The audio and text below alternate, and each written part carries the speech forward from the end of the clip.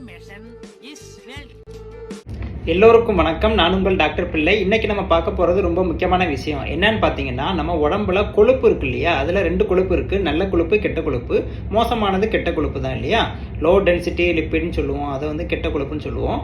இதை போக்குறதுக்கு நம்ம என்னென்ன உணவுகள், நான் என்ன சொல்லக்கூடிய ஒரு 8 வகையான உணவை நீங்கள் சாப்பிட்டீங்க அப்படின்னா உங்கள் உடம்புல உள்ள கொழுப்பு அது பயங்கரமாக வலித்தெடுத்து உங்களுக்கு கொழுப்பே இல்லாத ஒரு சூப்பரான உடம்பை தரும். அது என்னென்ன உணவுகள் வரிசையாக பார்க்கலாம். நம்ம உடம்புல உள்ள கொழுப்பை கரைக்கிறதுல முக்கியமான பங்கு வைக்கிறதுல முதலாவது இடத்துல இருக்கு என்னன்னு பார்த்தீங்கன்னா கீரை வகைகள். அதில் முக்கியமாக பார்த்தீங்கன்னா பசலைக்கீரை கேள்விப்பட்டிருப்பீங்க.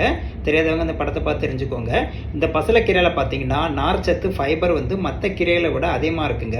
பொதுவாக முருங்கைக்கீரை தான் பெஸ்ட்டு நம்ம சொல்லுவோம். அயன் இரும்பு சத்து அதிகமாக இருக்குது. ஆனால் அந்த பசலைக்கீரையில் நார்ச்சத்து வந்து அதிகமாக இருக்கனால கொழுப்பை குறைக்கிறதுல பசலைக்கீரை வந்து முதலாவது இடத்த வைக்குது.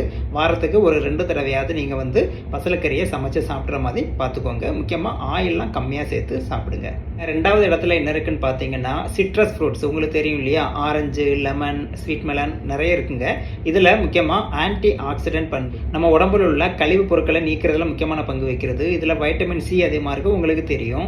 இது அந்த சிட்ரஸ் ஃப்ரூட்ஸ்லாம் என்ன பண்ணுதுன்னா, இதில் ஒரு வகையான சிட்ரிக் ஆசிட் இருக்கு இல்லையா, இது வந்து நம்ம உடம்புக்குள்ள குடல்ல கொழுப்பு சேர விடாமல் தடுத்து நம்மளை கொழுப்பு இல்லாத மனுஷனாக மாற்றுது. அதனால் ஆரஞ்சு அப்புறம் லெமன் இதெல்லாம் அப்பப்போ நீங்கள் சாப்பிட்ருவாங்க. 3வது இடத்துல உடம்போட கொழுப்பை குறைக்கிறதுக்கு நம்மளுக்கு முக்கிய பங்கு வைக்கிறது பூண்டு. தெரியும் இல்லையா, கார்லிக். இது வந்து பார்த்திங்கன்னா உணவில் நம்ம சமையலில் சேர்த்துட்டே வரோங்க. இந்த பூண்டை அடிக்கடி நம்ம சமையலில் சேர்த்துட்டு வந்தோம் அப்படின்னா, சில பேர் பூண்டு ஊறுகாய் சாப்பிடுவாங்க, சில பேர் பூண்டு முக்கியமாக நல்லா நிறைய போட்டு சமைப்பாங்க. குழம்புல கூட பூண்டு போட்டு இந்த பூண்டை அப்படியே சாப்பிட்லாம். இந்த உடம்புல உள்ள கெட்ட கொழுப்பை கரைக்கிறதுல பூண்டு முக்கியமான பங்கு வைக்குது. 4வது பார்த்தீங்கன்னா உடம்போட கொழுப்பை குறைக்கிறதுக்கு வந்து நட்ஸு, சீட்ஸு, அதாவது பாதாம், பிஸ்தா அதெல்லாம் இருக்குல்லையே அந்த மாதிரி. முந்திரி பார்த்தீங்கன்னா அதில் நல்ல கொழுப்பு கெட்ட கொழுப்பு கலந்துருக்கு, கொஞ்சமாக சாப்பிட்டுக்கலாம். ஆனால் இந்த பாதாம், பிஸ்தா இந்த 2ம் பார்த்தீங்கன்னா கொழுப்பே கிடையாது. உடம்புல உள்ள கொழுப்பை இது குறைக்குது. அதனால் அப்பப்போ ஸ்நாக்ஸ் மாதிரி இதை சாப்பிட்ருவாங்க. 5வது என்னென்னு பார்த்தீங்கன்னா முட்டை. இதில் முட்டையோட வெள்ளைக்கரு வந்து ரொம்ப முக்கியம். புரோட்டீன் உடம்போட கொழுப்பு குறைக்கும். ஆனால் மஞ்சக்கரில் கொழுப்பு ஏற்கனவே இருக்கிறனால அது வேண்டாம். நீங்கள் வெள்ளைக்கரு மட்டும் சாப்பிட்டு வந்தீங்கன்னா அதில் உள்ள புரதச்சத்து உங்களுக்கு கொழுப்பை குறைச்சி அதில் உள்ள நல்ல கொழுப்பையும் உங்களுக்கு தரும். அதனால் முட்டை வாரத்துக்கு 2 தடவை 3 தடவை சாப்பிட்ருவாங்க, தப்பு கிடையாது, வெள்ளைக்கரு மட்டும். 6வதாக பார்த்தீங்கன்னா கொழுப்பை குறைக்கணும்னா சாப்பிட வேண்டியது என்னது, ஃபிஷ்ஷு, மீன். இது பார்த்தீங்கன்னா குழம்பு வச்சு சாப்பிடுங்க, ஆயில் கம்மியாக வச்சு சாப்பிடுங்க, ஃப்ரை பண்ணதான் சாப்பிடாதீங்க, க்ரில் பண்ணி சாப்பிட்டுக்கலாம். சில மீன்கள்லாம் பார்த்தீங்கன்னா நல்ல கொழுப்பு அதிகமாக இருக்குது. அப்போ அந்த நல்ல கொழுப்பு அதிகமாக இருக்கும்போது அது கெட்ட கொழுப்பை குறைக்கிறதுனால உங்களுக்கு ஃபேட்டி ஆசிட் உடம்புல அதிகமாகி நம்மளுக்கு கொழுப்பே இல்லாத ஒரு சூப்பரான உடம்பு கிடைக்கும். மீன் வந்து அதிகமாகவே நீங்கள் சாப்பிட்ருவாங்க. வாரத்துக்கு 3 தடவை 4 தடவை. புரதத்துக்கு முக்கியமான ஒரு சோர்ஸ் பார்த்தீங்கன்னா அந்த மீன் தான் சாப்பிட்ருவாங்க. 7வதா நம்ம உடம்போட கொழுப்பை குறைக்கிறதுக்கு என்ன சாப்பிட்லான்னு பார்த்தீங்கன்னா தக்காளி.